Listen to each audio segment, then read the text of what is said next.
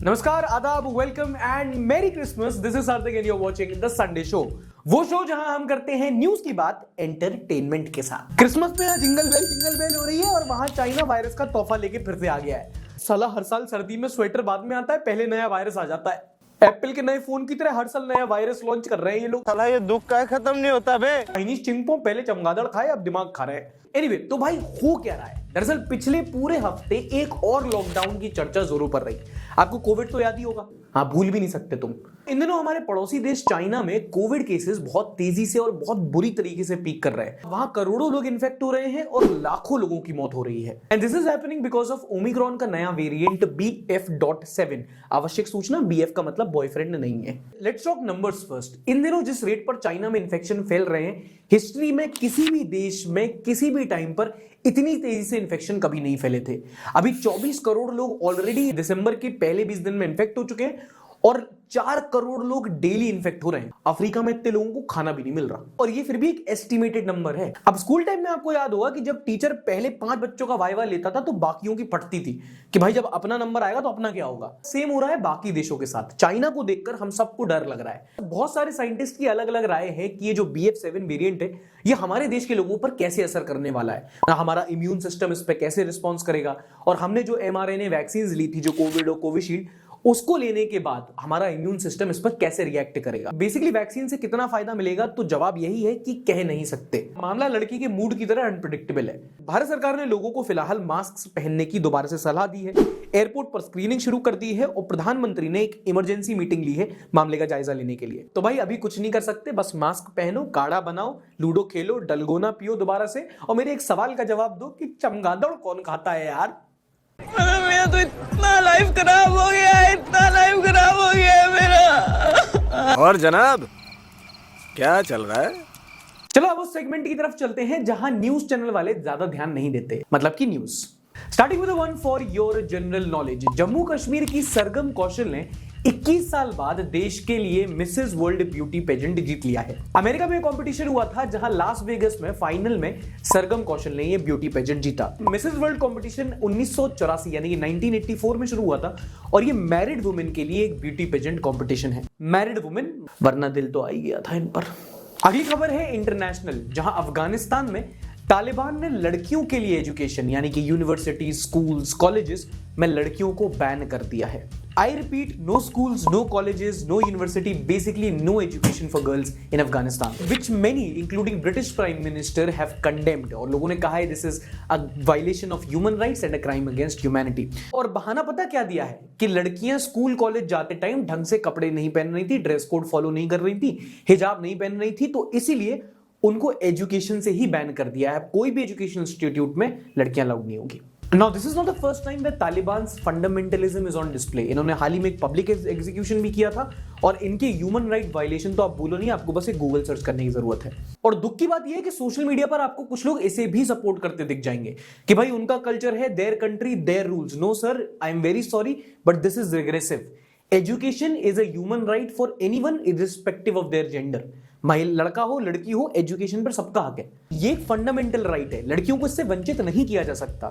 मतलब मैक्सिमम उतना टॉलरेट किया जा सकता है जैसे सऊदी में ड्राइविंग अलाउ नहीं कर रहे थे कि भाई उनको इंडिकेटर देना नहीं आता, लेकिन उसमें भी लड़कों की गलती है। अब तक आपको मिक्स सिग्नल्स की आदत हो जानी चाहिए। यू गो गर्ल्स, पीछे से ठोको और बोलो अंधा है क्या, दिखता नहीं है तुझे।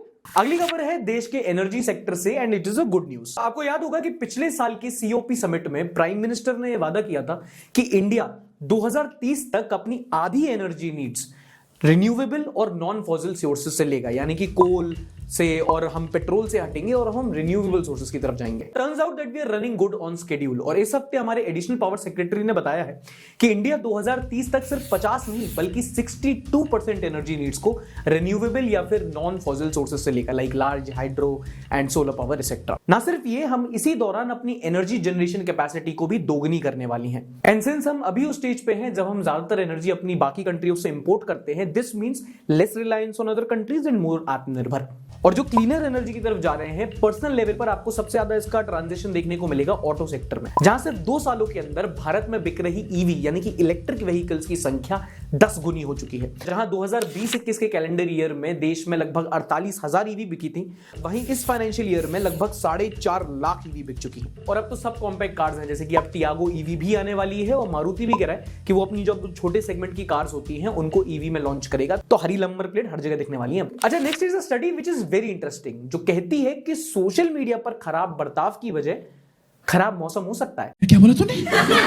दरअसल कोलंबिया यूनिवर्सिटीज के कुछ रिसर्चर्स ने पिछले 6 साल में लगभग 200 कंट्रीज के कुछ 7.5 बिलियन ट्वीट्स को खंगाला और पाया कि दुनिया के किसी भी इलाके में जब मौसम ज्यादा खराब होता है या कि ज्यादा हीट होती है, ज्यादा सर्दी होती है, ज्यादा बरसात होती है, तो लोगों में साइकोलॉजिकल डिस्ट्रेस बढ़ता है और नेगेटिव कंटेंट सोशल मीडिया पर ज्यादा अपलोड होता है। And this small study is very insightful, जो बताती है कि भाई जो आसपास का मौसम होता है, जो माहौल होता है, वो आपके इमोशंस को कितना ड्राइव करता है। तो अगली बार आपको ऑनलाइन किसी को गाली देने का मन करे तो थोड़ा ठहरो, है ना, ठंडक रखो, पानी पियो, पंखा वंखा चलाओ और ठंडे दिमाग से बोलो कि तेरा बाप को मिल मत जियो बाहर।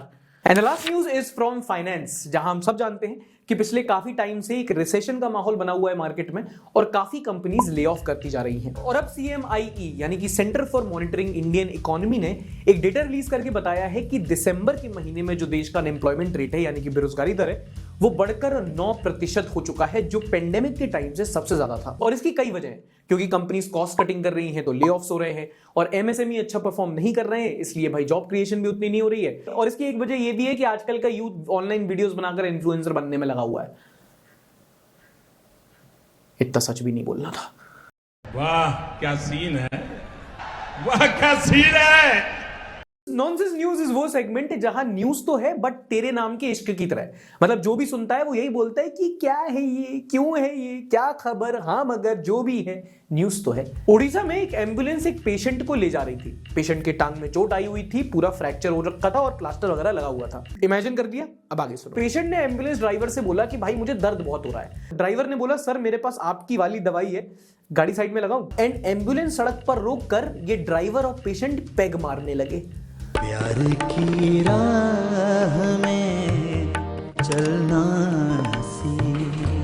Men will be main. और फिर जब लोगों ने कन्फ्रंट किया कि भाई पेशेंट को दारू क्यों पिला रहे हो, तो ड्राइवर और पेशेंट ने एक स्वर में बोला कि दारू नहीं रे बाबा, दवाई है। बिहार में एक ब्रिज का शुभारंभ होने से पहले ही विसर्जन हो गया। माने कि बेगूसराय डिस्ट्रिक्ट में एक 13 करोड़ की लागत में बना ब्रिज इनॉग्रेट होने से पहले ही नदी में टूटकर गिर गया, एकदम बिहारियों की उम्मीदों की तरह। अब एक मजे की बात बताता हूं। 2 साल पहले गोपालगंज डिस्ट्रिक्ट में भी एक 250 करोड़ की लागत में ब्रिज बना था, जो इनॉग्रेशन के लगभग 1 महीने बाद ही टूटकर गिर गया था। उस टाइम पे नीतीश की सरकार थी, तेजस्वी अपोजिशन पे थे और उन्होंने खूब इनको सरकार को घेरा था कि भाई लूट मचा रखी है, जनता को बेवकूफ बनाया जा रहा है, करप्शन फैला रखा है। आज वही तेजस्वी नीतीश के साथ मिलकर सरकार चला रहे और ट्वीट छोड़ो, मुंह से चू नहीं निकल रही। सबके सब चोर हैं साले। दिल्ली पुलिस ने हाल ही में मेसी गैंग को अरेस्ट किया। अर्जेंटीना की फुटबॉल टीम नहीं, ये है साकेत सेंट जर्मेन्स के स्टार। मोबाइल चोरों की एक टोली जो साउथ दिल्ली से मोबाइल बटुए वगैरह चुराती थी, और इसका जो गैंग लीडर था वो बहुत बड़ा फुटबॉल फैन था, खुद को मेसी बुलाता था और अपने पंटरों को मेसी गैंग। ये सब क्या देखना पड़ रहा है, अच्छा है मैं अंधा हूं। अब साउथ दिल्ली से चलते हैं नॉर्थ दिल्ली की तरफ। मुखर्जी नगर इलाका जो यूपीएससी एस्पायरेंट के लिए काफी फेमस है, वहां बहुत कोचिंगें चलती हैं। वहां एक चाय वाला था, उसने देखा कि यार ये यूपीएससी के बच्चों को बड़ी इज्जत मिलती है, लेकिन वो 8th पास था तो उसे पता था कि भाई आईपीएस तो नहीं बन सकते, हाँ बट आईपीएस इन्फ्लुएंसर तो बना ही जा सकता है। इसलिए उसने एक फेक आईपीएस ऑफिसर की आईडी बनाई, आईपीएस विकास यादव। यही नहीं, अभी और सुनिए। फिर इस भाई ने सरकारी अधिकारियों की गाड़ी के साथ फोटो खिंचाई और अपलोड कर दी। रैंडम बंगले की फोटो डाली, है ना, एक तिरंगे की फोटो डाल दी, और क्या चाहिए था, एटीट्यूड वो तो था ही। इसने एक फेक आईपीएस ऑफिसर की प्रोफाइल बना दी और लड़कियां इसे असली का आईपीएस ऑफिसर समझकर इश्क लड़ाने लगी। लोग इज्जत देने लगे और ये पैसे ठगने लगा। बेटा मौज कर दी, अरे वाह शेर हुआ तुम तो। और इसने करीब 50 लोगों को ठगा, किसी से शादी का वादा करके, किसी को धमकाकर, किसी को ये कहकर कि तुम्हें खुद आईपीएस बना दूंगा, और लोग बन गए। फिर बाद में जब एफआईआर हुई तो असली पुलिस ने नकली पुलिस को पकड़ा। सही खेल गया बेंच। तेलंगाना में एक लड़की को देर रात कुछ लड़कों ने आकर सड़क से किडनैप कर लिया। मामले की सीसीटीवी फुटेज सामने आई, काफी ज्यादा मसला क्रिएट हुआ, पुलिस छानबीन करने लगी। लेकिन कुछ ही दिन बाद उस लड़की की एक वीडियो सामने आई जहां वो अपने किडनैपर से शादी कर चुकी थी। दिमाग के घोड़े मत दौड़ाओ, कलयुग है। ये किडनैपर दरअसल इसका बॉयफ्रेंड था और ये किडनैप नहीं हुई थी, सोची समझी साजिश के तहत किडनैप हुई थी। ओए टिक्की, ओए चूना लगा दिया। ये किडनैपिंग इसकी वेडिंग प्लानिंग का हिस्सा था और रीजन ये दिया कि घर वाले राजी नहीं थे। अरे घर वाले राजी नहीं थे तो भाग के शादी की जा सकती थी, किडनैपिंग का ड्रामा क्यों किया? ऐसे ही सेक्सी लग रहा था। बड़े अच्छे लगते हैं। देखो, इस पॉजिटिव न्यूज की सेगमेंट में हम कई बार कुछ कम्युनिटी प्रैक्टिसेस, कुछ स्कूल में चल रही अवेयरनेस ड्राइव की, अवेयरनेस प्रोग्राम की बात करते रहते हैं। लेकिन क्या आपको पता है कि ऐसे ही प्रोग्राम की वजह से कई बार लोगों की जिंदगियां बच जाती हैं। मामला आया बंगाल से। हुआ यूं कि बंगाल के गोलार में एक स्कूल की 9th क्लास की बच्ची ने अचानक से स्कूल आना बंद कर दिया।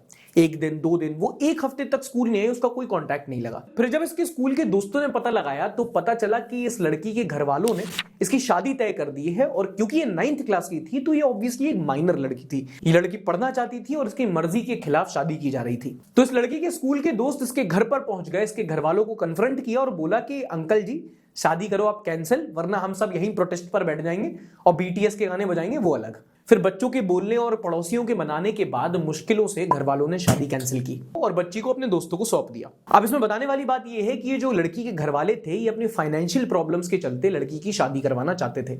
और ये गांव दराज में काफी कॉमन होता है। ज्यादातर ये सोसाइटी की प्रॉब्लम होती है कि होता क्या है कि कभी भी कोई लड़की की शादी होनी होती है तो घर वालों को दहेज का देखना होता है, गहनों का देखना होता है, खर्चे का देखना होता है। कभी कभी लड़के वाले जो हैं वो प्रेशराइज भी करते हैं। मतलब ये समझने वाली बात है कि अमीरों के लिए बेटी की शादी इज अ फंक्शन, गरीबों में बेटी की शादी इज अ रिस्पॉन्सिबिलिटी। इसलिए ज्यादातर परिवार चाहते हैं कि वो जल्दी से जल्दी इस काम को खत्म करें। अब आपको रियलिटी बता रहा हूं, ये सामाजिक ज्ञान है, मतलब कुछ आइडियल नहीं है, एग्जाम वगैरह में मत लिखाना, बाद में मेरे को ब्लेम कर रहे हैं। कुछ तो लोग कहेंगे। तब बोल बोल के ना थक जाता हूं मैं। खैर, मैं बहुत बोल लिया, अब आपके बोलने की बारी। प्रॉफिट्स डेली 9 ने कमेंट किया है, our greatest fear should not be of failure but of succeeding at things in life that don't really matter. हाँ, मतलब आईडी ढूंढना, DM में स्लाइड करना, पिकअप लाइंस ढूंढकर कॉन्वर्सेशन बढ़ाना और बाद में पता चलना कि ऑलरेडी रिलेशनशिप में है। साला ये दुख का खत्म नहीं होता बे। Vivek Agnihotri goes for morning walk amid Y category security cover. क्यों?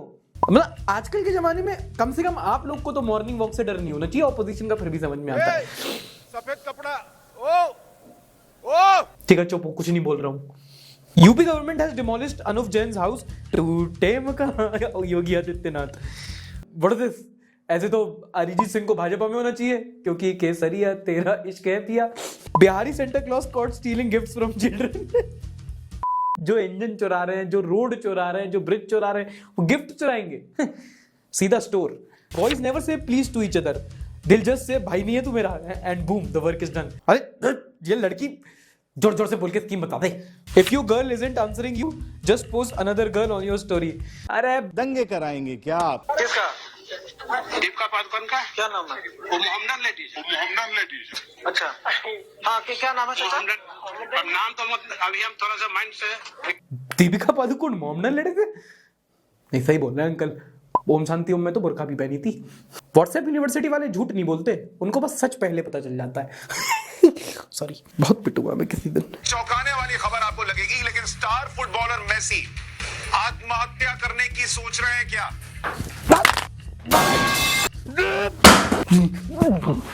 जहर कहाँ है? जहर कहाँ है? अरे में डाल लियो क्या जहर?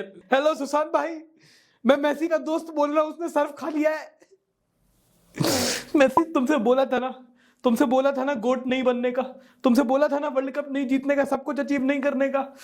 अब जीना का कोई मकसद ही नहीं बचा, सुसाइड तो करेगा ही। मैं किसी दिन पागल हो जाऊंगा। इससे पहले मैं पागल हो जाऊं, पढ़ते हैं अगले सेगमेंट की तरफ। Pran.Pegu is watching from the largest river island in the world and बहुत खूबसूरत वाली बात यह है कि जैसे स्मॉलेस्ट रिवर आइलैंड उस दिन हम लोगों ने डिस्कस किया था इंडिया में, ऐसे ही लार्जेस्ट रिवर आइलैंड जो है वो है आसाम में जो माजुली का रिवर आइलैंड है। और ये बहुत बड़ी टूरिस्ट डेस्टिनेशन है। लगभग 1.5 लाख लोग एक आइलैंड पे रहते हैं जो रिवर के बीच में है। बहुत ही इकोलॉजिकली फ्लोरा एंड फौना बहुत रिच माने जाते हैं। तो ये माजुली से है, एक रिवर आइलैंड जो हमारे देश में ब्रह्मपुत्र नदी में सिचुएटेड है। एक छोटी सी सैड करने वाली बात यह है कि माना जा रहा है कि क्लाइमेट चेंज के चलते वहां पे जो सेडिमेंट डिस्चार्ज हो रहा है उसकी वजह से हो सकता है कि 2030 तक ये माजुली आइलैंड जो है इसका क्षेत्रफल बहुत कम हो जाए। ये ऑलरेडी आधा हो चुका है and that is why one reason why we need to take climate change very seriously. Tanmay ji बोलते हैं, hello Sarthak, watching Sunday show from the city famous for its majestic fort and its delicious milk cake. तो sir किला और cake तो हमारे देश में कितनी जगह हैं, आप कहीं से भी हो सकते हैं, but thank you for clicking the picture and uploading it. Ashok.Fafal is watching from a city of port which is the option of Karachi port। इसके बारे में सर मुझे ज्यादा जानकारी है नहीं, ऑल्दो मुझे ग्वादर और चाबहार पोर्ट का सीन पता है, बट गूगल मैंने किया तो आपको पता चला कि कराची पोर्ट जो था वो पार्टीशन के टाइम पे पाकिस्तान पे चला गया था, इसलिए मुंबई के पास कांडला पोर्ट हमारे पास ऐसा है जो कराची पोर्ट का एज ऑप्शन इंडिया यूज करता है। So Kandla port is my best guess, अगर गलत हूं तो देवियों सज्जनों माफ कीजिएगा। GK_कुंभकर, प्रदेश की संस्कृति हिंदू, जैन, ईसाई, मुस्लिम, बौद्ध और सिखों का एक सुखद सम्मेलन है। इसके अलावा राज्य के आदिवासी समुदाय के कुछ नाम रखने के लिए ओराओन जनजाति, कोल जनजाति, भील जनजाति, गोंड जनजाति, भीला जनजाति, मुरिया जनजाति जैसे विभिन्न जनजातियां शामिल हैं। बताओ कौन से राज्य की बात कर रहा हूं।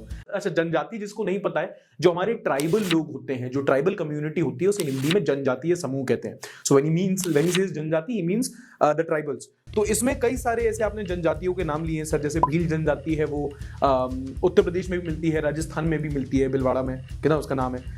गोंड जनजाति आपको उत्तर प्रदेश में मिल जाएगी, छत्तीसगढ़ में भी मिलती है। सेम गोज फॉर मुरिया जनजाति। तो ये पूरा विंध्य रेंज की आप बात कर रहे हैं, इसमें आप उत्तर प्रदेश से भी हो सकते हैं, आप छत्तीसगढ़ से भी हो सकते हो, मध्य प्रदेश से भी हो सकते हैं, स्पेसिफिकली एक नहीं बता सकता। अगर आप ये देख रहे हैं तो कमेंट में हेल्प कर दीजिए। ऐसे ही आप भी अगर शो में फीचर होना चाहें तो आपको बस इतना करना है कि शो देखते हुए अपनी एक सेल्फी लेनी है, उसे #संडे सार्थक के साथ इंस्टाग्राम पर अपलोड करना है और अपने सिटी की, अपने जगह की, अपने आइलैंड की, अपने गांव की एक छोटी सी हिंट बतानी है और अगले एपिसोड में हम उसे गेस करने की कोशिश करेंगे। And now it's time for the book recommendation of the week. मुझे पता है मैं काफी टाइम से ये बुक रिकमेंडेशन वाला सेक्शन नहीं कर रहा था और उसका एक रीजन ये था कि मैं काफी टाइम से किताब पढ़ भी नहीं रहा था, झूठ क्या ही बोल रहा हूं उसमें। तो काफी टाइम ऐसा हो गया था कि ठीक है अब किताब बहुत पढ़ ली, तो थोड़ा सा मैं डॉक्यूमेंट्री वगैरह देख रहा था, फिर रील्स भी देख लेता था। तो अब मैं वापस किताब पढ़ रहा हूं, तो सजेस्ट करना शुरू करता हूं। This week's book which I would like to recommend everyone is India after Gandhi by mister Ramachandra Guha. काफी टाइम पहले पढ़ी थी, इस हफ्ते इसके कुछ सेगमेंट मैंने दोबारा पढ़े हैं। ये काफी इंपॉर्टेंट बुक है, ये इंडिया की हिस्ट्री समझने के लिए, स्पेशली कॉम्पिटिटिव एग्जाम के लिए ये काफी इंपॉर्टेंट बुक कही जाती है। यूपीएससी के कई बच्चों में जिन्होंने कई बार इसका रेफरेंस लिया होगा। इसमें बेसिकली 1947 के बाद, पार्टीशन के बाद और गांधी जी की हत्या के बाद यूपीए 1 तक जो भी इंडिया की हिस्ट्री है वो बताई गई है कि इंदिरा गांधी के अंदर, राजीव गांधी के अंदर, जवाहरलाल नेहरू के अंदर, नरसिम्हा राव साहब, देवगौड़ा साहब, अटल बिहारी वाजपेयी साहब, इन सब के अंदर हमारे इंडिया ने कैसे प्रोग्रेस किया। So it's like a brief history of India timeline from 1947 to 2005 कुछ कह सकते हो आप। तो ये किताब है, अगर आप पढ़ना चाहें, काफी मोटी किताब है तो भाई पढ़ भी सकते हो और वर्कआउट भी कर सकते हो। लिंक मैंने इस किताब का डिस्क्रिप्शन में दे रखा है, आप जाके अमेज़न से इसको ले सकते हैं। उम्मीद करता हूँ शो पसंद आया होगा, पसंद आया तो लाइक कीजिएगा, नहीं पसंद आया हो तो डिसलाइक कर सकते हैं। मिलेंगे, पिछले हफ्ते का एपिसोड आपको इधर मिल जाएगा, मिलेंगे अगले एपिसोड में। तब तक के लिए ध्यान रखिए, टाटा बाय बाय, शब बखैर, लाइक, सब्सक्राइब एंड शेयर।